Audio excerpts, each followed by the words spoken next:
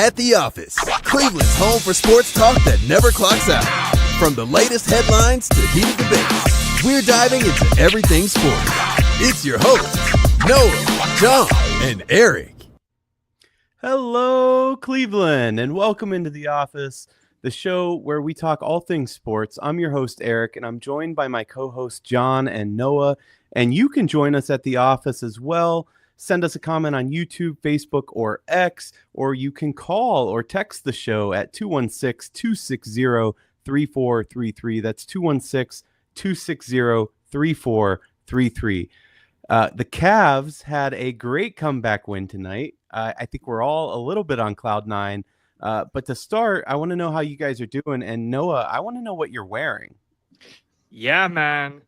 I'm wearing the future of the franchise Shedeur Sanders t-shirt, fresh from Dick's.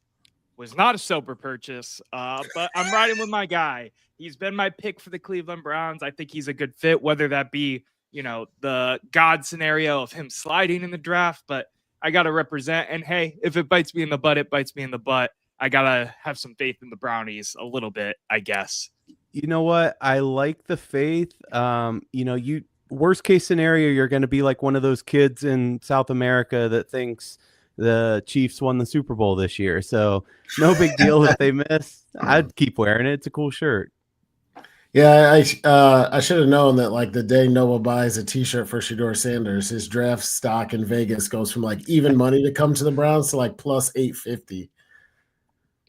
They are all about Abdul coming to us right now. I think it's just all smoke and mirrors, and we have no clue what those guys are going to do. But this isn't a draft episode. Smoke and mirrors. John, how are you doing? I'm doing well, man. I love baseball. I'm glad it's back. Watching the Guardians. It wasn't the most fun to watch them against San Diego, but that's a good squad, and it's early. We got March Madness. We got draft coming up. We got Masters. Spring is in the air. It's good to be with you guys.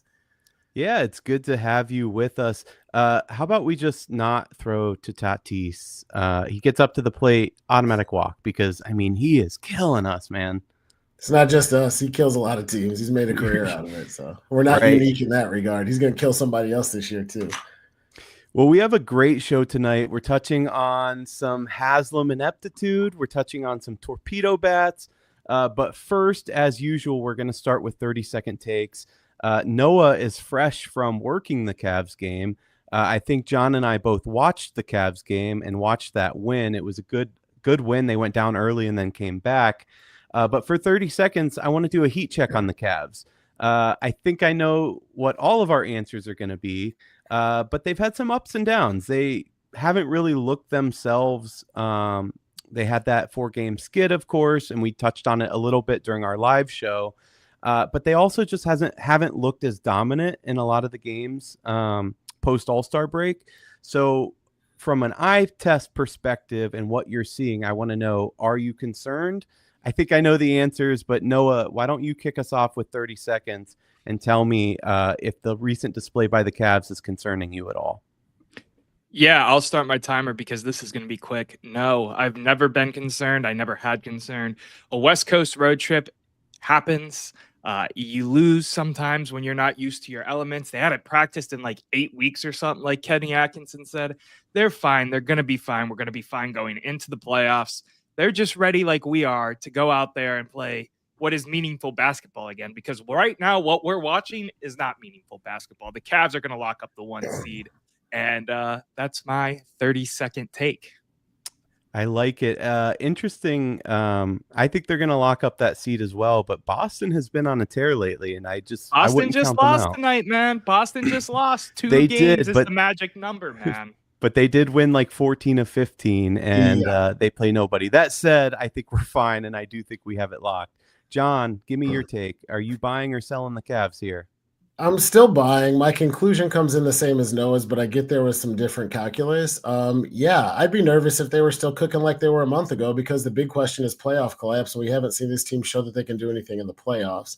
Now that they're not even doing that, no, I'm not panicked. I don't think they'll not secure the 1 seed, but the Hawks, the JB Bickerstaff Pistons, the Bucks, the Magic, they're all right there. Like you said, the Celtics won 14 out of the last 15. If you say to yourself, yeah, nothing to see here, let's just move on, I think it's a little bit optimistic, if you will. Yeah, and Noah, you could throw the timer up with me because it won't be long. I agree with both of you. I'm still buying the Cavs. If anything, if there was any concern, it's their defensive rating and efficiency. They're currently ranked 8th in the NBA. Compare that to Oklahoma City, who's ranked 1st. But on the other side of the ball, the Cavs are ranked 1st in offense. I think defense are things they'll clamp down when it matters come playoff time. I'm not worried about this squad at all, and I think they're still the best in the team to be beat, honestly. I do think Boston and Oklahoma City have separated in the last few weeks. I don't think over the whole body of work that's true. But if you look at what have you done for me lately, the Cavs have taken a quarter step back, just enough to say, like, Oklahoma City and Boston concern me, and we got to get there. But I'm not panicked, like I said. I'm just like, oh, I wish they weren't playing like this right now, but we'll be all right. Listen, I've said it from the beginning. If we're going into a series with Boston, a 7-game series, that's not an easy win. And I don't just guarantee a Cavs victory in 7 or less. I don't think it's a given. There's a reason that they were champions and are champions. And trying to defend that. They can stretch you thin like crazy. I think that's where DeAndre Hunter will help us definitely come playoff time. But their ball movement and being able to knock down shots is nearly second to none. Do they scare me? No, but I think it's a toss-up if we're playing in the Eastern Conference Finals against one another. Listen, this team has shown all season that they are something special. There's other teams. One other team in my mind that has shown that there's something special, and that is the Oklahoma City Thunder. We have had two fun games against that team. If I'm the NBA, and I mean like the overarching NBA, the organization of the NBA, the people who are trying to make money off of the sport of basketball. Noah embodies the NBA now. The embodiment of the whole league. I am the logo. I am the dribble man logo. That is the finals I want. Let's stop with this Lakers in Boston and the same story that we've done 1,400 different times.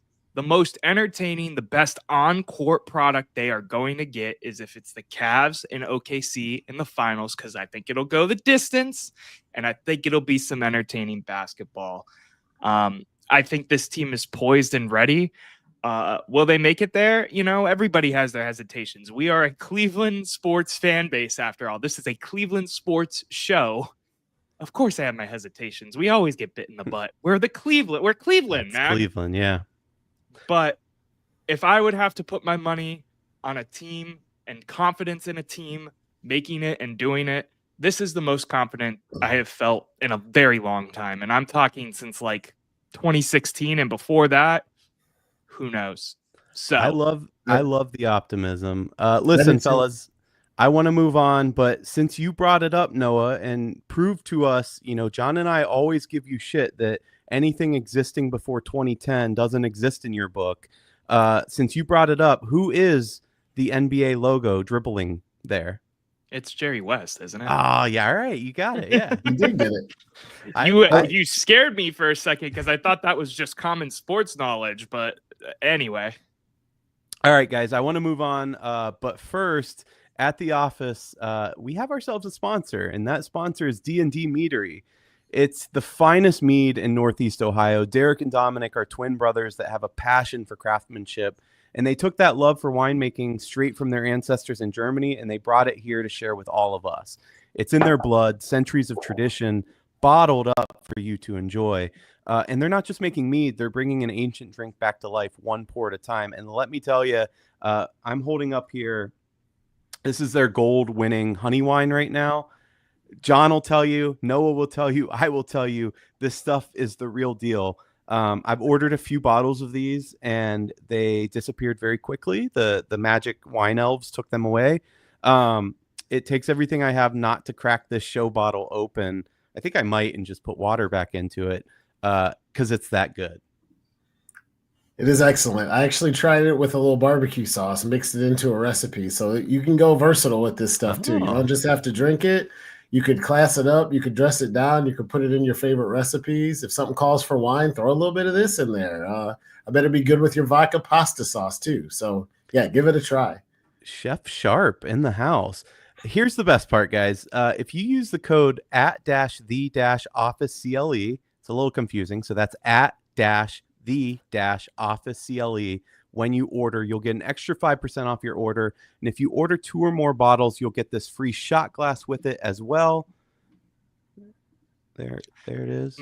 My shot glass broke in the dishwasher. So oh no. Don't put it in the dishwasher. I'm very upset about it because it was my favorite shot glass aside from my WWE SummerSlam shot glass. No, just order 2 more bottles and get another shot glass. There's an easy I'll solution. just steal Matt's because Matt just ordered some more as well, and he can give me his extra. I'll do it that way if I ever see Matt in person in the next couple months. But Bingo. And like Tim said, put it in your coffee cup during work so people think you're drinking coffee. John pulls that trick with us almost every night. I don't know if it's a fake sip, real sip at this point. That one looked real. Listen, you get that free shot glass.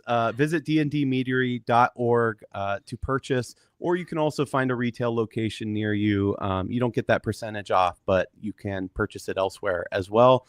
You must be 21 or older. Please drink responsibly.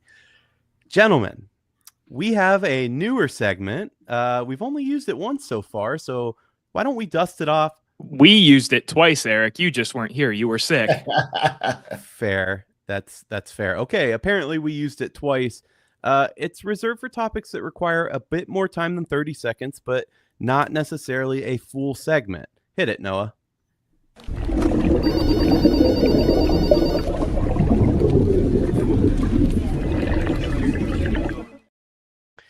That's right. It's thematically on theme, which is redundant, around the water cooler. And this around the water cooler, I want to talk Guardians baseball. We're through 6 games now. We're 2-4, along with the rest of the Central, ironically enough. But I want to know what you guys think. Have your predictions for the season changed at all? I know it's early, but we have a bit of a sample size now. Where are you guys at on the Guardians? Noah, you started 30 seconds. So John, give me your take. Let me just answer a fan comment real quick, John, because Tim Lyons did ask, do they ship D&D mead out of state? And yes, they do. You can pay for shipping. Sorry, John, didn't mean to cut you off. I just wanted to get it in there before I forgot. Go ahead. No, that's a good shot. I was going to actually reply to him in the thread while you were giving your take. So you checked one off my to-do list, but apologies. Like you said, it's too early. The first few games that we've seen of 6 wouldn't even equate to 1 football game, barely to 1 basketball game. But we've seen a sample size of 6, 1 in the division, 1 out, 1 National League, 1 American League. If we're going to do something silly, like do way too early takes, you do have a decent sample size across a couple of teams. It's a total flip for me. I don't flip my prediction. I still think that the Guardians will finish within a game or two of 500. But I have been intrigued by what's different. Last year, the bullpen was great, epically great. Their ERA was half a point lower than anybody else. No one was close. It was one of the best bullpens in recent Major League history. Class A only blew 3 saves all year. He already blew 1. He's only hit 3 or 4 batters in his career. He drilled a guy in the face, and our bullpen blew a winnable game in Kansas City. It's one that kind of got away. I think we had a 3-1 lead and ended up losing 4-3. On the other side, the offense has scored more than I thought. So when I'm looking at this team and thinking we got holes in the lineup, well, we plug the holes in the lineup, but starting pitching is a problem. Relief pitching has been a problem. I think they'll get the ship righted. I like Vogt and his leadership and his management of his staff. So I think that this time, 2 weeks from now, we might be having a different conversation. But did I think we'd get swept by San Diego? Like last year, you go into a series against the Padres thinking you're going to take 2 or 3. So it's early. No reason to press anything even close to a panic button or even worry about it for another few weeks. But it has been weird through the first 6 games with a 2-4 record, which is good enough for like a 4-place tie for first place. Noah, I know you want to say exactly what I think you're going to say, which is a particular player's name. MVP shout too soon? Oh, Kyle Manzardo. I thought you were talking about Bo Naylor because Bo Naylor's been pissing me off. God, I don't no. know if you guys watched the last couple games, but Yeah. no, Manzardo's looked fantastic as advertised in the Savali trade. Took his time to get up here, but I'm loving everything I'm seeing out of the mustached. I was trying to think of a rhyme and I couldn't come up with one off the top of my head. The mustached Butte. We'll just leave it at that. My biggest thing here is so far, my biggest concern for the Cleveland Guardians has been pitching, and it has rang true throughout the first couple games of the season. You know, it is a 162 game season, so I'm very relaxed. There's plenty of time left. We're all tied for the AL Central with a 2-4 record right now. We played one of the best teams in baseball, the Padres, in our last series, and we took a series against a really good Kansas City Royals team. So, yeah, there's some concern. Yeah, I want to see them play better, but they've also shown a lot of that gritty fight that we loved to see out of them last year. And in terms of that type of thing, it seems like they're taking another step forward with a new batting coach and better plate discipline, some of these different kind of things. Let's just hope that the starting pitching of John Means and Shane Bieber comes sooner rather than later, because Luis Ortiz... 17 ERA, 17, not 7, because 7's even pretty horrible. 17 ERA, first start, Padres. I get it. Come on. We need better. Obviously, we need better than that. Erik, what are you thinking about the Guards thus far? I know you've been watching a lot of baseball. Yeah, I have been. And honestly, I'm somewhere right in the middle of both of you guys, similar take. I think that, first of all, pitching will come. I'm not worried about the rotation at all. It normally takes a couple weeks to get settled in as a pitcher in the majors. And I know you'll say, well, look at this team or look at that team or this pitcher's doing just fine. That's not atypical. I think we'll settle into a good rotation. I'm not worried about anybody. I know you're calling out the 17 ERA. That they're playing a tough team, and what I saw in the Kansas City series, they're going to be just fine. They're hitting the ball. They're hitting the ball well. They're getting production out of just about anybody. Bo Naylor, I wish he had hit his weight this year. That would be a goal. But other than that, I'm not too dissatisfied. For the most part, I think we're exactly headed where we need to be headed, and a better sample size. Talk to me after 25 games. Yeah, and I got to correct myself real quick. He had a 17 ERA at one point. He finished with a 13.5 ERA. Got to give him a little bit of credit there. Those 3 points matter, I guess. What was his ERA at Pittsburgh? It was like 3 something. 3. It was 3. Yeah. He was really good, but I mean, you look at it too. You're playing at Pittsburgh versus a ALCS team. I'm just excited for opening day. We're less than a week away. I will be there, loud, proud, and all of the different colors, because I will have a couple of those adult beverages that me, you, and John both like to consume when we watch our sports. Never, right? I just think it's too early to tell at the end of the day, and I'm still excited to see some of the potential. We've seen some flashes of some things. Nolan Jones hasn't come all the way into form yet. Late season trade, getting used to being with the Guardians roster instead of the Rockies. There's so much potential with this team still, as there is with most of the AL Central teams. So I'm excited to see what is going to happen. We got a long season ahead of us. A lot of dollar dogs. No White Sox. Give me a second. Give me a second, man. Give me a second. You guys still got me? I know we lost the video, but can you still hear me? We can hear you, John. All right, I'm going to power through it and keep fighting. I'm going to use my laptop camera if I can't figure this out here shortly. But question for both of you on something you brought up. You both talked about pitching. Erik, your comment was something to the effect of pitching will come. And Noah, you said, yeah, pitching is a question mark. When I look at competitive teams, the question mark is stuff like, can our right field platoon hold tight when all the other 8 starters are good? Or can we get good defense out of shortstop even though we're getting good offense? Pitching is a lot of the game. And if the question mark is all pitching, what does that mean about like our overall confidence and where this team can go? I think you're right. No, we'll get some starters back. It'll be better. But if all of pitching is a question mark, it could also be a really long season. Well, we don't know 100% if all of pitching will be a question mark. I mean, we're talking about, a bullpen and a reliever who was bar none the best in the league last year. It's too early to tell if the bullpen's really going to be a problem or if Class A is going to take a step back or anything like that. I mean, we're talking 6 games, 4-2 or 2-4. I mean, we're tied with the White Sox right now in terms of first and second place with tiebreakers and all of that for the AL Central. There's way too much baseball left to really think about that. And I think the starting pitching will be fine as long as we can get Means and Bieber back and healthy. Another question mark I want to pose real quick, and then Erik, you can give your take, is second base, because Arias, I watched last night's game. I didn't get to watch today's because of my Cavs game.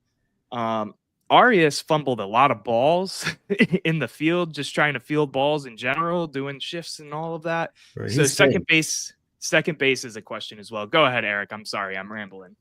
You are rambling. Listen, we've talked about this, and we're going to wrap this up because this is water cooler, not a full segment. But we've talked about this when they made that trade. The little things will cost you ball games. And yeah, when you're getting beat 7-0, 7-2, a little error doesn't matter. Jose had an error today. I'm not sure it made a difference. It did score a run, but those things add up, and those little things will be the deciding factor between a lot of games. And that was part of my issue with that trade. You're putting this hodgepodge. I think Arias is a talented guy. He can play a lot of different positions. And, when Jose was hurt, for example, you don't really worry about him coming in and playing third. He's fine defensively. I think that'll be okay. As far as pitching goes, to answer your question, John, again, it's just too small of a sample size. I'm not saying there's a question. I mean, Bybee went out there and looked great against Kansas City. I'm not saying that there's this massive question mark hanging over our heads. I just think it's too early. I think it will come. It's not a matter of, we're waiting on so many people to get off the injured reserve. I think our bullpen will be just fine. And they were just fine without Bieber last year as well. The behind-the-scenes narrative on Gabe Arias is that he's good enough being a pro and doesn't work all that hard. So I'm wondering if some of the errors and lack of focus mean that's why he's not a day-to-day player. The other thing is Jimenez is betting cleanup for the Blue Jays and already has 3 home runs. So anybody watching what he's doing? I mean, again, he didn't hit that well here. No, he's right, hitting and it's early still. It's early still. We don't know if that's 3 and then he's going to finish with 10 maybe. Wait, why is Vlad Jr. not hitting cleanup? Where's he at? Probably hitting 5th or 3rd. That's fifth. interesting. I don't know. Or maybe he's real not quick, helping. Erik, because I know you want to push us along, but Tim Lyons asked who's better, Josh or Bo. Y'all regret letting Josh walk. Josh is obviously better. Josh is better, but I think we can make up for the production. I was never a huge Josh Naylor fan. Yeah, he hit like 33 home runs. He's kind of a clubhouse guy. I don't know. Something about him just I wasn't a huge fan of. I think we can make up that production with the guys we signed. And I'm actually, I know we made fun of it and he's like 50, but I've been excited watching Slam Tana back in a Guardians uniform. Me too. I won't disagree with anything that you said there. I think you hit the nail right on the head. Yeah. All right, guys, I do want to move on because I want to talk Browns. I want to talk Jimmy Haslam, specifically, owner of our beloved Browns. He recently came out and said that the trade for Deshaun Watson was a big swing and a miss, and it got us thinking, how many other times has Jimmy failed this organization as an owner? And in a general sense, how do you guys feel about the Haslams as owners of your Cleveland Browns? I, for one, I was kind of taken aback that he said that about Watson and was actually putting all of the ownership on himself, him and D, for that decision. I thought that showed a measure of maturity that we've thus far lacked from the Haslams, as silly as that sounds. But I want to hear from you. John, why don't you lead us off on this one? How do you feel about the Haslams? And in a broader sense, how much they've screwed up in town? Yeah, this is as complicated a question as it gets. I guess I'll start where I usually do with analysis. You said how many times it's quantitative. I'll go with 12 because they've owned the team for 12 years and we haven't done a whole hell of a lot. Listen, the narrative about the Haslams around the league is that they're meddlesome owners, worse than almost any, if not any, maybe barring Jerry Jones in the league.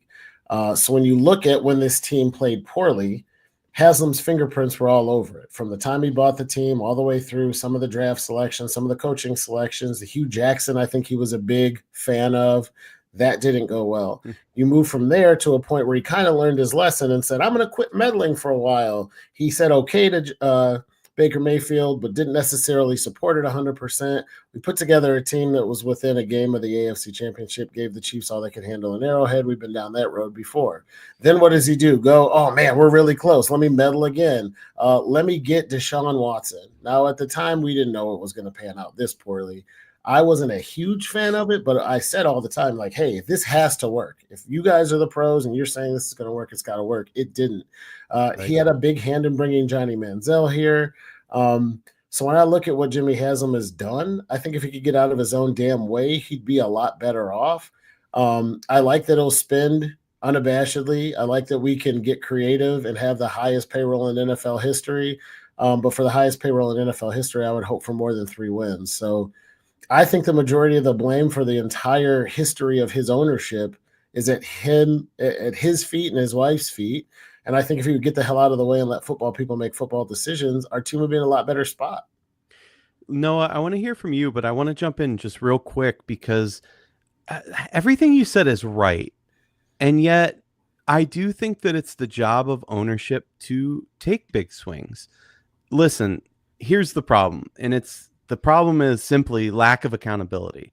If you are the CEO of Starbucks and your revenue's down and you need to make big decisions and you take a big home run swing and you go out and you buy Dunkin'. I know that's probably impossible, but bear with me. And that works out well, great. But if it doesn't work out well, you're probably gone as CEO of Starbucks. Exactly. The problem with the Browns or any organization in sports is you make this big swing and a miss and nothing happens. He's still owner. He's still that CEO role. I think that's the biggest problem. What's sad and what sucks for Browns fans is that they have a built-in revenue model that won't change no matter what.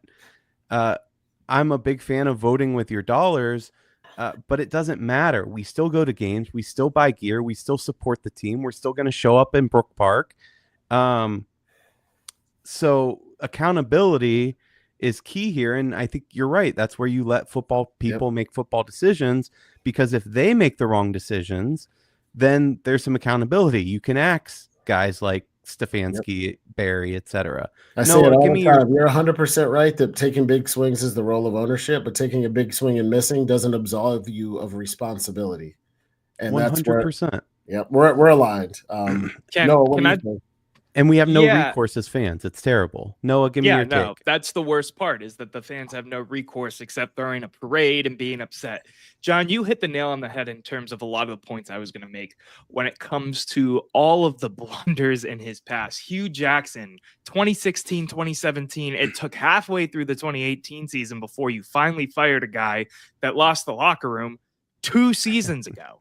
We're talking Johnny Manziel. I mean, hindsight's 2020. I was young at the time. I was excited to get Johnny because it was Johnny football, right? It was some fun times. But the writing was on the wall. Every NFL ownership group, GM, drafter, blah, knew this kid was going to be trouble in the league because of all of his stuff in college. Something you didn't mention, Freddie Kitchens. Freddie Kitchens, anybody? We hired an offensive coordinator because our quarterback and our GM liked him, even though he never was a head coach or had a lot of experience. He was like a bad gambler, man. It's gonna hit this time. You could go into the stadium. Some people could say the stadium is a blunder because they are moving the team from downtown. We don't have to go into the stadium debacle for the 13th time here on the page, but these are all examples of Jimmy Haslam being a failure to the fan base and the team, really. Deshaun Watson, the comment is the big point here. I am glad that Jimmy can stand at a podium and say, hey, I take blame and take the bullet in the back for Andrew Berry and Kevin Stefanski. That shows progress to me because we have seen in the past that Kevin Stefanski and Andrew Berry work. That being said, he needs to stop meddling. And if we're talking about meddling, there was a guy currently on his way to Oregon right now by the name of Jimmy Haslam that has been at every top recruit visit, every top recruit workout, every top recruit dinner. He's all hands in the pie right now. And I get it. I get when you're an investor and you have all of this money and thought process and stock into a team. I would probably be the same way. Definitely. If the three of us won or purchased the Cleveland Browns, you bet your ass the three of us would be at every single. We'd be doing the exact same thing. We'd say, yeah, we're going to let the football people make football decisions. And then the three of us would get together and go, hey, what do you think about so-and-so? Should we push that for the draft? Of course we would do that.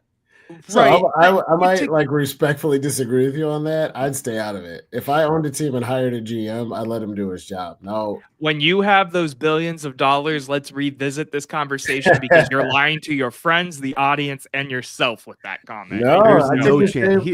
I don't think money changes you as an individual. I manage teams at work. I'd say, no, do your job. I know you're going to say it's different, but if you think the draft is different. Pulling the trigger on draft day, I disagree. Here's what you need to understand about being a billionaire. You are the boss and have been the boss through everything. You control things, and that's how you've become a billionaire through business, unless your last name's Vanderbilt. So as a controlling person that built $1 billion business, no way in hell are you ceding control. They do it all the time. Most owners in the NFL do it. It's just not Jimmy.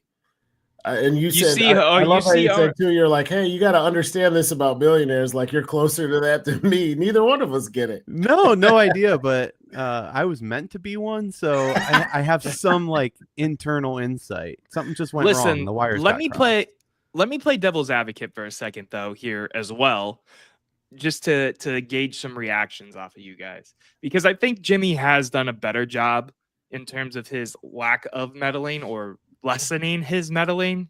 Mm-hmm. One being, obviously being okay to spend money. I know that's a little less on the meddling side, but a lot of owners, shout out Tim Lyons' Bengals, don't like to or cannot spend money. And that is a huge bonus of having Jimmy Haslam as an owner. That is a positive for Jimmy. The second positive and a second situation that's recent to me that I think is a positive for Jimmy Haslam and a check in the good column is the Myles Garrett situation. Myles Garrett wanted to meet with Jimmy. Jimmy said, I'm going to let the football people do football things, and said, I'm not meeting with you. Fans hated it at first. Kind of makes sense in retrospect now because Myles Garrett is here to stay. That's fair. What do you think those point to in terms of Jimmy Haslam's progress as an owner, I guess? Or do you guys think it's still going to be much more of the same and we're going to end up forcing? I think it was ego. I think it was all ego. I don't think doing the right thing for the wrong reason is still okay. But he didn't decline the meeting with Myles Garrett because he stopped meddling. He did it to be an asshole and prove a point, and it just worked. And I didn't like that more for the overtones racially that like get in your place, do your job, I'm not meeting with you kind of thing. That really rubbed me the wrong way. If he had been like you guys are saying, if that's the modus operandi of Jimmy this whole time as an owner, great, but it hasn't been. So I don't know. I wasn't a fan of that. I think the best organizations, though, they stay out. I don't, Bob Kraft with the Patriots. I don't remember who the owner of the Chief is because he doesn't make any news because he lets the football people do football stuff. Yeah, there you go. The best franchises to me seem to kind of let the chips fall where they may. Pittsburgh, Baltimore, these owners they show up in their loge and cheer on Sunday and let the football people do football stuff. It's the whole thing is just frustrating at the end of the day because we've gone through so much as Browns fans, and this is a Browns town. As much as we love the Cavs and we'll talk about the Cavs and all of that, at the end of the day, this is a football city and a football town, and the fans, us included, at the office, deserve better. And I want to have hope that we're moving in a better direction. And the first step of that is admitting defeat on the Deshaun Watson thing. By the way, did you guys see Deshaun Watson responded to it? No, what did he say? I'll pull up what his caption on Instagram was in a second after I finish my take. But we just deserve better at the end of the day. And I hope us admitting this mistake is a step in the right direction to finally getting better and finally moving towards a place as a franchise that feels like the stability that we had in the early 20s. Jesus Christ, that's crazy to say, but the early 20s of 2020. Yeah. Let me ask you guys this, because it came out recently, and this is me dropping a little bit of a bomb on the show. It came out recently that Jimmy Haslam basically said that he expects Myles Garrett to be a leader and that he's pushing Myles towards being a leader. It kind of came out that he wasn't much of a leader or locker room presence despite being a captain. What's your take, John? I don't think so. Listen, you hope and you wish, and the ideal scenario is for your highest paid player and your most talented player to be your leader. But if you go into that situation thinking that just because someone is rich and talented, they are automatically born to lead or should lead, I think is a fallacy. A lot of teams have their best player being the captain. A lot of teams, it's not true. You look at the history of pro sports, I could list a lot of Hall of Famers who weren't great locker room guys, who weren't excellent leaders. Shaq was the best player on the Lakers, kind of a goofball. Allen Iverson wasn't somebody you could turn your franchise over to. Michael Vick was extremely immature. These guys are ballers who execute at the highest level on a regular basis. But I think that you have to look to who the natural leaders are, and sometimes you put the captaincy on somebody's chest because they've shown what it takes to be a leader. I don't have any problem, honestly, with Myles Garrett going, I'm God's gift to defensive line, and I'm not coming to this meeting on time or at all. It's not the best look in the world, but I don't think he's an evil human for doing it. But I think we put too much stake in saying, well, you're really tall and you're really strong and you're really fast and you're really good at football. You must be a leader. I wish he was. I think it would be a good look if he was. My fingers would be crossed for him to mature and do it. But no, I don't. Let me jump in. I don't think he should lead. You say that it doesn't make him a bad human. First of all, that's filled with such hyperbole. No one's saying he's a bad human. No, I didn't say you were saying that. I just, yeah, keep going.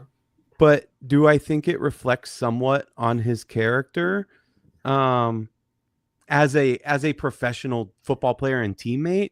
A little bit. I mean, Noah will testify to the fact that, when you're a football player, it's about the guys next to you and being in the trenches with them. They relate it in speeches all the time to being like warfare. And the fact that he's not stepping up and leading, I think it's a little bit of a shame. I don't put that on him as a person. I think he's a good person. But if you have the C on your chest in particular, I think that there should be some value attached to that. There should be some leadership. Otherwise, he shouldn't be voted as captain. It's more of a formality, and I think that's bullshit. I'm not going to get political, but I'm just going to say that being voted something doesn't mean you deserve the job. Well, listen, real quick, guys. Deshaun Watson's comment back was his caption today on his Instagram post, wearing Browns gear, working out, rehabbing in the facility. Maybe if I weren't built for this, I'd let it faze me. Bro, you're not seeing a single snap. Barring a plane crash, you are done as a Cleveland Brown. You need to accept You're that. done as an NFL quarterback, period. Right. I agree. All right, guys.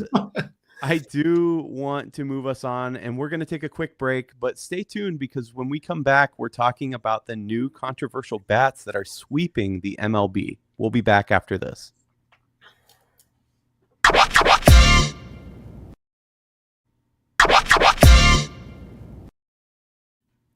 Welcome back to At the Office. If you haven't already, make sure you hit that subscribe button on YouTube and check us out on Instagram and TikTok as well. Shout out to Fans for Sports, our parent network. They have a lot of great shows. If you like what we do, then chances are pretty good you're going to like a few others on the network as well, so go check them out. Also, make sure you get in on the action and get some At the Office merch. If you watched our first live show, you might have seen some folks wearing our gear in the background. And if you want to be just as cool, head on over to attheofficecle.com. That's attheofficecle.com. There's going to be some new merch and styles on there soon as well, so stay tuned for that. All right, gents, I want to talk baseball again, particularly the new bats that are making headlines, and they're a bit controversial. But first, I want to give you a little background because we're talking about the Torpedo Bat. Now, this started in the early 2023 season when Aaron Leonhardt, a minor league hitting coordinator with the Yankees, started asking hitters what they needed to perform better. League-wide batting average the previous year was at its lowest point in more than half a century. And he learned that hitters were obviously frustrated with the dominant pitching, and they wanted to make more contact. It should be noted that he's an MIT-educated physics professor. He was a professor at the University of Michigan, but he left the world of academia for that of professional sports. And after those conversations with players, he decided and determined that an increase to the size of the barrel of the bat, the sweet spot, if you will, that's what was needed to increase hitting. Makes sense, right? So they redistributed the weight, and what you have is a bowling pin or torpedo shape, which is the most significant change in bats since players replaced their ash bats with maple about a generation ago. Several players around the league have adopted them. And after debuting to start the season, the Yankees tied a major league record with 15 home runs over their first 3 games, 9 of those home runs coming from the Torpedo Bat. I want to know, what do you guys think? Is this good for baseball, or is this something that should be left on the scrap heap and banned? Can I go first this time? Am I allowed? Yeah, I guess I didn't pick somebody, but yeah, go ahead. Why not? Okay. Listen, I get the volatility. Some people love it, some people don't. I'm on the side, honestly, of not liking it. If you were able to change your equipment in other sports, say get a smaller ball because your hands are smaller, because your technique is better that way. In basketball, people wouldn't like that. It's the same thing here for me. It's hard because I think of it one way like that, and I think of it another way like football. There's different size pads, there's different helmets that are better for different position groups. But when you're talking about players, like Ellie De La Cruz last night had career high 7 RBIs, 2 home runs of the season. I mean, we're talking monstrous, insane numbers. It feels quasi performance enhancing to me. Obviously, that's a big word or a big stretch because you think performance enhancing drugs.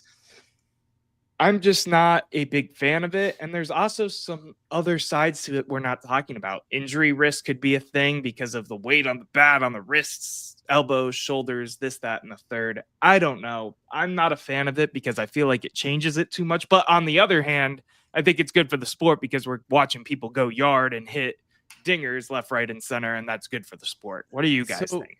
I want to challenge you a little bit because there are rules to these things. In the rules of a bat, there's certain diameter restrictions, certain length restrictions. They stayed within those restrictions. This is the same length bat. They're just redistributing the weight differently. It's not like they're using different material or anything like that. It's using physics to make a better product. So I guess I don't understand why change is a bad thing. Would you have said, hey, don't change from ash bats? That's ridiculous, using a different wood. I just don't think that makes sense. Yeah, I get what you're saying. I just think something like this, I don't know. Maybe I'm being... First of all, let me answer this because if you can tell and you can hear my voice for those who aren't listening, I'm kind of in the middle on this and leaning towards it shouldn't be a thing. I don't think it's cheating right now because it doesn't violate any of the rules in the rule book. But does that mean that it should be banned is more so what I'm thinking of, which answers the question, is the Torpedo Bat bad for baseball? To me, it's giving an advantage to players that are... it's just so hard. It's giving an advantage, but it makes sense because it's a smart technique. Before you say advantage, and John, I do want to hear your take real quick. Noah, I know you weren't a baseball player, but to hit a 98-mile-an-hour fastball, believe me that the bat is a small part of that.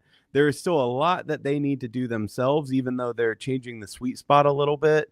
And it comes down to more than just the bat in their hands. John, give me your take.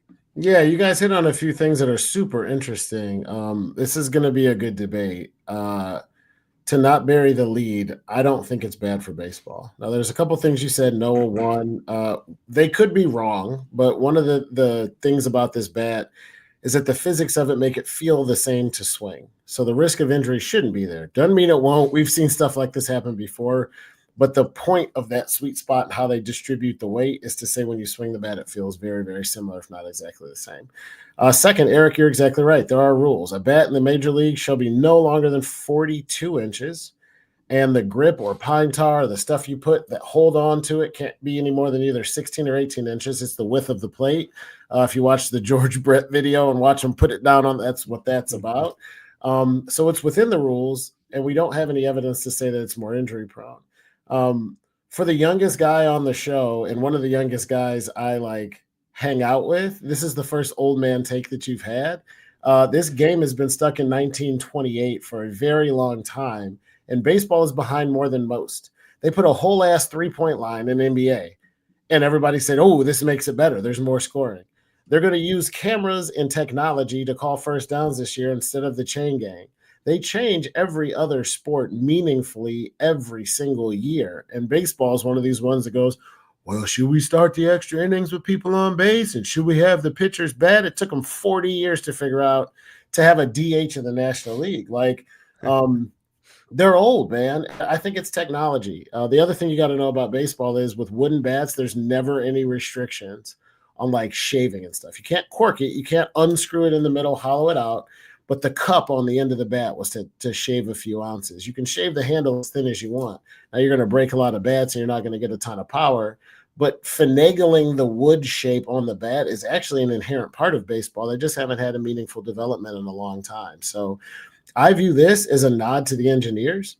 I've never heard a single solitary person come home from a baseball game and say, man, that sucked. Too much offense, too many home runs. I wanted to see a pitcher's duel today. It's not bad for baseball. They put a pitching clock in there. They do all kinds. They have bigger bases. I think they let it go. I think if everybody can use it, either you can use it or you don't want to. But I have absolutely no problem with the torpedo bat, and I don't think it should be banned at all. My take is the exact same as yours. And the reality is baseball is at a crossroads right now. Because, yes, it is the national pastime, and there is something to be said about the legacy of it and the history of it. But it's also falling behind other sports. And part of that is it's a long game. They've taken steps, like you said, John, to address that. And I think they've been wholly successful, frankly. This is just another evolution. I was a pitcher. I like a good pitching duel and a pitching matchup. But you're exactly right. The more offense, the better. And when I think back about watching baseball as a kid, there's maybe no bigger moments than the Sosa, McGuire. Thank you. And Bonds. Don't forget about Bonds in there late too. Chase to go after Roger Maris. And that was at the height of the steroid era. It's fun. It's fun to watch. More offense is better. What it means for baseball, I think it's nothing but good things. And I, for one, Tim said Quan is using it. And he's batting like 500 right now, or he was anyway. I mean, bring it on. Yeah. It's just, I keep going back and forth on it, right? Because Tim makes a good point in the comments. And by the way, it was Luke who said that Quan's bat was altered, just to give credit where credit is due. Tim said, now let's ban the rugby tush push, which makes me think of my thought processes on football. And I think it's stupid that they want to ban the tush push. So no way. An offensive lineman likes the tush push. Get out of here. Right. So it makes me go back and forth because it feels like it's an unfair competitive advantage to players that aren't hitting the ball where every other person's bat is. But at the same time, it's good for the sport. It's what makes me keep going back and forth with it.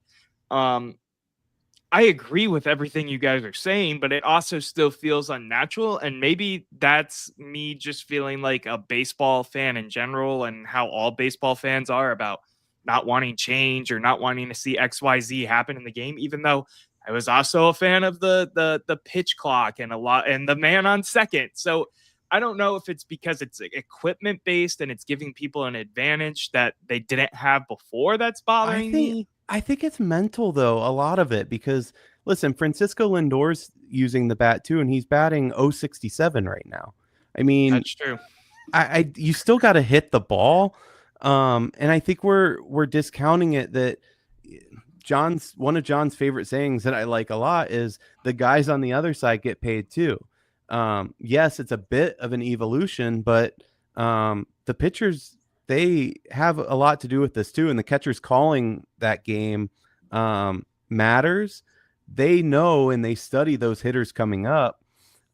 Yeah, Tim, that's how you're going to get some deaths real quick. Screw it. Let's have MLB use aluminum bats. We're going to watch murder on the baseball field if that happens. I'm going to stand in the cemetery and catch fly balls.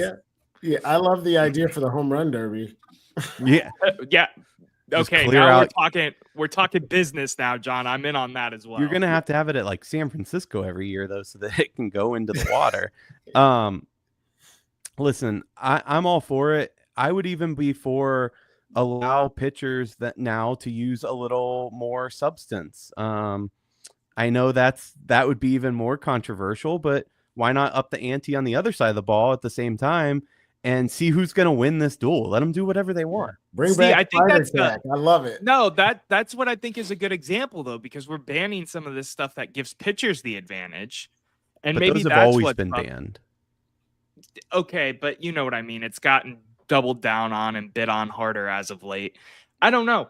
John's don't know. right, though. Your take is so like, why don't we get rid of lights? Because baseball was never intended to be played under the lights. I mean, that's the game evolves. And that's why my take isn't. Let's go back to the wing. Go ahead, Noah.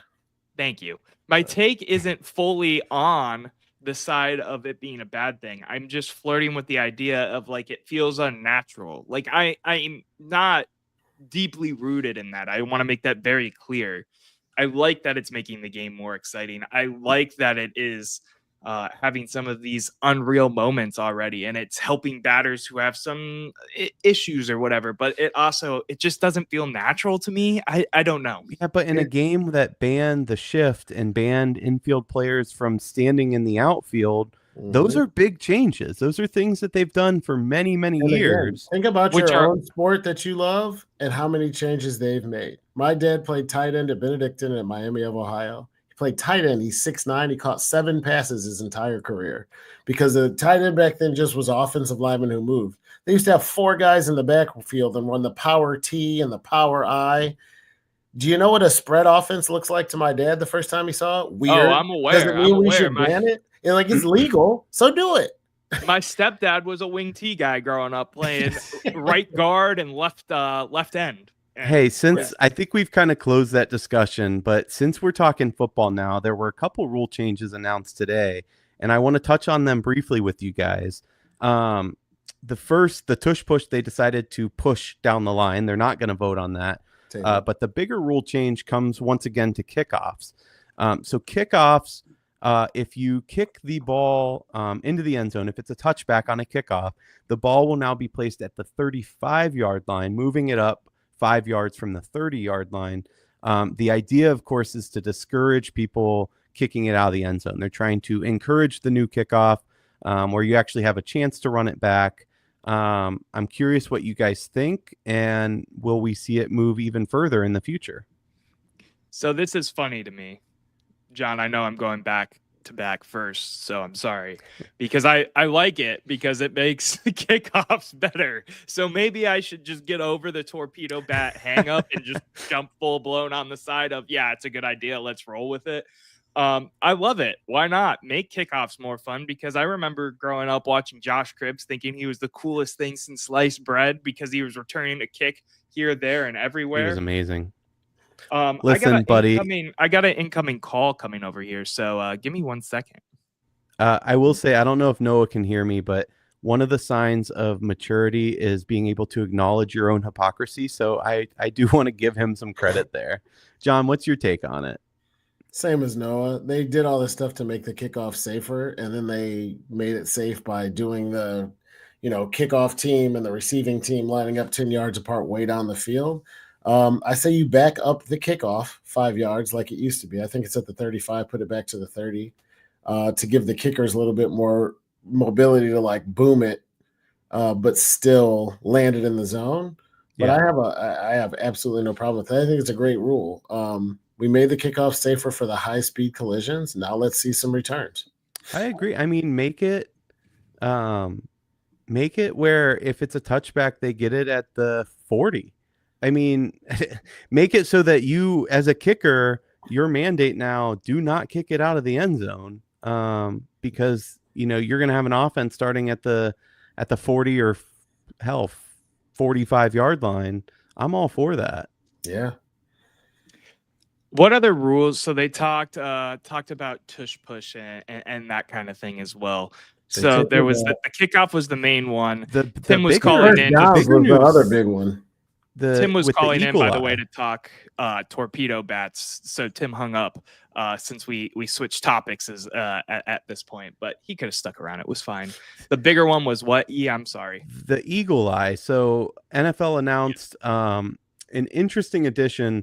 From now on, the chain gang will act as secondary, and an eagle eye system that is produced by Sony. You might be familiar if you watch tennis. It very accurately will tell you if a ball is in or out or hits the line in tennis, and then you have the little zoom in and you see the shadow and it's like, that far off the line. It's really incredible technology. The interesting part of it is not measuring first downs. What it's doing is measuring based on the ball placement of the ref, whether or not it would be a first down. So the ref is still spotting where that ball will go. He'll place that ball, and then instead of, if it's this close, instead of the chains coming out to measure it, the eagle eye system will automatically do it. I think it would be better if it measured ball placement for every play, and it told the ref, hey, it should go in the 42 and 6-inch line, whatever. But I can understand why they're limiting it. I think this is just the start. I think the technology is an issue. Not that it doesn't work, but in tennis, nobody touches the ball, and even the rackets are like 90% transparent except for the string. So you could see every second of the ball with these cameras placed everywhere. If you get a tush push, none of the cameras can see the ball. So there's going to be real hard, even if you see a little piece of it at one point, to say, yeah, it's a first down. I didn't know this until you just said it, so I'm glad this is how they're using it. They're basically just saving all the time to call a timeout, bring on the chain gang, and stretch the stuff out with an estimate. They can say it's also inaccurate. Which is, oh my God. I worked chain gang at a Lakewood high school football game. It's a complete, I thought it was better than it was. And then I did this for a game. I was like, this is a shit show. It's a complete joke. It's a joke. If you're just guessing, and that's coming from King football purist himself. Tim made a good point of seeing when it would happen in baseball. I don't get why we don't all accept at these pro levels. I'm really contradicting myself at this point. Okay, I'm in on the torpedo bat. I'm going to leave it there. Accepting the technology that's out there for this type of thing, making calls better, that kind of thing. You can have an ump and have a check. They do it a little bit in the MILB right now. The minor leagues, they do this. This is a initiative that the commissioner is doing down there to hopefully one day bring up to the majors. I don't get why it's not a system. The whole check system, just have it call. Listen, the main issue is that a strike zone is different for every batter. It's not a standard strike zone. I know they put the same box when you're watching. So super quick, they change it. Okay. If you look at Aaron Judge's box and you look at what's the short dude from the Astros, the shortstop. Jose Altuve. Yeah, they're. I mean, it almost doubles in size. But continue. Okay, good to know. So my point is that's the biggest issue. But I think that they create a custom strike zone for every player in the MLB, and they have it done by whether it's AI or however they do it. have it done. I don't care if there's an ump behind the plate and he still wants to do his. That's fine. Keep doing that. Have an earpiece, though, where it's called by someone else, because the strike zone, I mean, trying to watch that one game against the Royals where the inconsistency, that's the worst part of an ump, by the way, especially if you've played baseball, you know this. One that they call a strike for one pitch and a ball for another pitch is infuriating. Infuriating. And we were talking in the group chat on how I would have lost my shit at some of those calls that led to runs because they were so bad. We're at a point where just have technology call balls and strikes. You can still have the ump back there. You can still pay him. I don't care about any of that, but it's ruining games. And for the sake of fandom and wanting to make the game better, you've got to make that change. I'm with you. 100%. Interestingly enough, real quick, because you talked about the system in minor league, which is a challenge-based system. I want you guys to give me a guess. You might already know this, but challenging pitches, balls or strikes, you have catchers, you have pitchers. Who was the least successful in challenging a called ball, for example? Wait, ask it again. You're asking which pitcher throws a pitch, umpire calls it a ball. The catcher or the pitcher can challenge that call. They think it was a strike. Who was least successful in challenging balls and strikes? Bo Naylor. I have no idea. No, I'm sorry, not as a position. Like, was a pitcher more or less successful than the catcher challenging? I would think the pitcher or the catcher was less because it feels like a trick question. Yeah, I would say the same thing because they frame and they do all kinds of stuff. The pitcher was way less successful in challenges. They would challenge and say, I threw a strike, way off. So it got to the point where teams were banning pitchers from allowing them to challenge. The other thing that's interesting about the strike zone too, with the challenging, where this AI can actually help, or this eagle eye system, the strike zone is defined as the entire plate, not just the front. It's not like a plane in football where if you break the goal line. Now, this doesn't happen very often, but I see it a dozen times a season just across the games that I watch. Somebody who's a slower thrower who has a nasty curveball, it actually comes into the zone where you see the box, outside of the box, but still curves across and cuts into part of the strike zone in the plate. And that's the kind of stuff too, where it's like, that's a strike by the rules and how the game is intended to be played. But people think it's where the ball is when it crosses the front of the plate. It's any time it comes through the zone. So there's all those kind of nuanced things that, you know, a pitch comes in, it happens high too. Somebody throws a 12-6 curveball. It comes in just a little bit above that box, but zooms in down through the zone. That's a strike. And those are calls that you never see called. Have you guys ever umped behind the plate before? No. Yeah, it's been a long time, but I have. It was your experience the same as mine, because it was one of the more challenging things I think I've ever tried in my life. It is not easy to see and call balls and strikes. No, it's and if you think it's hard when you're 12 and somebody's throwing 62 miles an hour, get behind the plate when Emmanuel Clase is revving up and feeling good when the weather's warm and he's throwing 102, and tell me that ball was a ball or a strike right at the letters at the top of the zone. It's tough. That said, Angel Hernandez is still an asshole. Like, there's still really bad umps who suck. But you're right. It's tough. It's tough. Gentlemen, I want to wrap us up. But first, we have one of our favorite segments, which is hot takes, final thoughts and takes. Noah, I'm going to let John start with hot takes. John, give me your hot take. There's a few, but you get one. I know. I'm trying to debate which is which. I could already be done at this point, man. My hot take is going into the thanks, Noah. Going into the NBA playoffs, don't go in with cautious optimism. Root for the team and love them for what they do. I've said this one before. It's been a long time, but my brother-in-law and I used to always debate when LeBron was here. He'd be like, I just want to get to the finals. I'm like, dude, you got to enjoy the ride getting there because you don't know what happens in the finals. You only get 7 games. So I think that the Cavs will push the Celtics in the Eastern Conference Finals. I think we have a chance to make the finals. And if we get there, we have as good a chance as whoever meets us to win it. But we could struggle with Orlando again and lose to the Hawks we just don't know. So when you're watching this basketball, we all have high expectations. We all want to see the Cavs go all the way. But remember to enjoy every game and every possession because the season will be over before you know it, even if we win a championship. So go into this playoff season with an open mind and just be there for the ride. Can I go next? Because mine's a foil off of this. Yes, you can go next, but I just want to say I really hope we do make and win the finals, obviously as a fan, but also the last Game 7 was on Father's Day, and I did not watch with my dad. I came downtown, which was great. No regrets, but he still gives me shit to this day for that, and I promised him this year, if we make the finals, I'll watch every game with him. Even if I have to drive back an hour to do so in the middle of the week. So here's hoping we can close it out. Noah, what's your final hot take? Yeah, I loved all your hunky-dory bullshit over there, John. But it's time to talk NBA Finals and the Cleveland Cavaliers.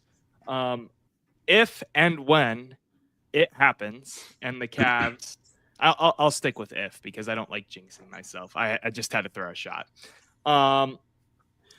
The Cavs get to the point where they are the team that is awarded a Finals MVP, and I'm wording it this way for a reason to, again, not jinx the team.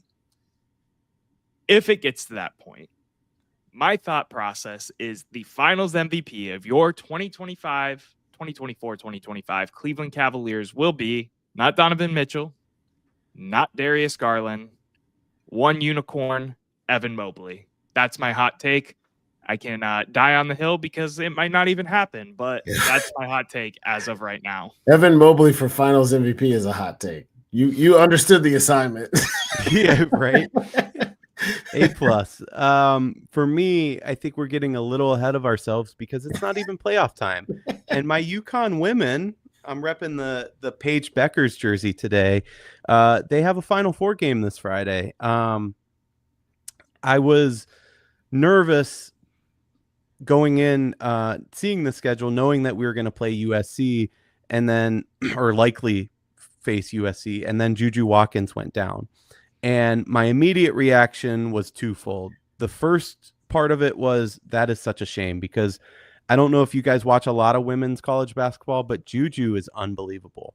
I won't want to say likely, but she very much has a chance to break the point scoring record that Caitlin Clark just set that took years to break. That could be Juju in a couple years' time. That's how good she is. She's a good kid too. She's a force to be reckoned with. So I wish her well, and I'm really bummed that she was injured. My second thought was don't talk to Jaden Daniels. Wait, Erik, you told John he was only allowed to have one, and we're moving on to your second thought. No, this is the whole take though. It's a second thought on the whatever, take. Matt. Yeah, my whatever, second Matt. thought when that happened, it's still about UConn. My second thought was, well, that kind of clears the way for my Huskies. Paige Beckers had a 40 piece the other night. She is one of the best in the game as well. And don't forget the other ones on that UConn team. Sarah Strong. I mean, they are such a Oriema is, for my take, the best coach in women's basketball. I think he's the best coach in all of college basketball, but keep going. That might be true. I'm so excited. They play UCLA. That is not a gimme by any stretch. Interestingly enough, every Final Four team this year, for the most part, is like a 1 or 2 seed in both men's and women's, which is kind of crazy. But I just wanted to rep Paige and say go UConn. That was cute. I'm happy for you, man. I watched more women's college basketball this year than men's. I haven't watched much of either, to be fair, but I've watched more women's games than men's. The men are fun to watch and they're so athletic, but the women's game is just so pure at that level. You can really see, I don't know, it sounds crazy, but freak athleticism doesn't like change the game. You know what I mean? You still need to run your offense, and it's a little slower, obviously, but I enjoy it a lot. All right, gentlemen, any final words or takes before I end the show? I'm good. I just want to say, if you've ever questioned our dedication and commitment to this show, mid-show, I was having leakage from the ceiling in my apartment building. I have some water droplets on my desk. I hear some droplets behind me. Oh, And God. we stuck through this thing. It isn't by any means anything crazy. I would have definitely left. If it was a, I'm going to ruin my laptop type of situation. But the dedication is there. We appreciate you guys tuning in. And we love all the support. Thank you to everybody who came out to Martini's last week as well. That was dope to see everybody in the merch doing their thing, hyping us up. No, I know what kind of which- damage you do to your toilets and your pipes in that building on a regular basis. You probably had it coming. Where did that come from? Jesus Christ. Okay. Man, all right. Speaking of martinis and a live show, we teased that would be the first of many. So I want to leave you guys with another tease, and all I'm going to say is Sprechen Sie Deutsch. On that note, thank you for watching and joining us at The Office, which is sponsored by D&D Meadery. Don't forget to subscribe or hit that download button if you're listening to the audio-only version of our show. Check us out on all of our socials, which is @ The Office CLE. The debate never ends, but the show does for now. We'll see you next time.